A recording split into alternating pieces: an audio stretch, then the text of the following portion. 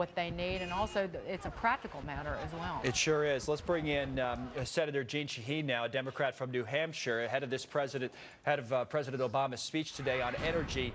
Senator, let me start with what you expect or would like to hear if you had a wish list, because it seems like we're going to get a little bit of everything today from the president and his energy plan. Well, I think what we're going to hear is that we've got to reduce our dependence on foreign oil. It's important to our national security, and I think we need a balanced approach to energy. So that means we're probably going to have more domestic supply. We're fortunate in that we've gotten vast new finds of natural gas. But we also need to invest in those new energy technologies too, and we really need to focus on energy efficiency. It's the cheapest, fastest way to deal with our energy needs. What about nuclear? After what we've seen, and we just talked about what's happening in Japan, the president's been supportive. Many people have. By the way, that's been a bipartisan issue where a lot of Democrats and Republicans have been supportive ahead of what happened in Japan of nuclear. Where do you stand on it? Well, you know, we have in New Hampshire the last nuclear plant that was licensed in this country. We've been fortunate that we haven't had any accidents here in America since 3 Mile Island. And I think it's appropriate to look at our nuclear plants and make sure that they are safe.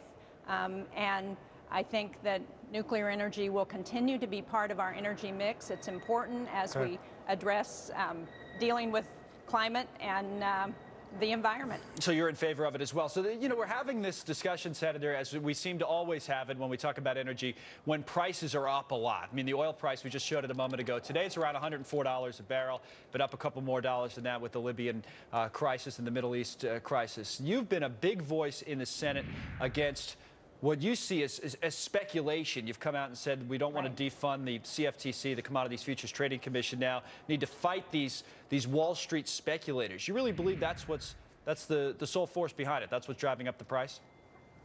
Well, no, I didn't say it was the sole force, but I think it's a contributor. The fact is speculation now is higher than it was in 2008. And what I think we need to do is see the Commodities Futures Trading Commission do what we asked them to do last year, and that is to set limits on what Wall Street traders are doing to distort the market. Right now, supply and demand haven't really changed a whole lot. Actually, demand is down a little bit. So why we're seeing this speculation, I think, is something that we need to watch very closely. My only question every time we have this discussion about the quote-unquote speculation or investment in any market, whether it's oil or anything else, is, you know, are you as opposed to it when prices are coming down? I mean, speculators can drive prices down, too. Back in 2008, when the economy collapsed, the hedge funds, everybody on Wall Street, they sold everything. They had to liquidate all their positions. Prices came down. Were you upset about that, too, or no?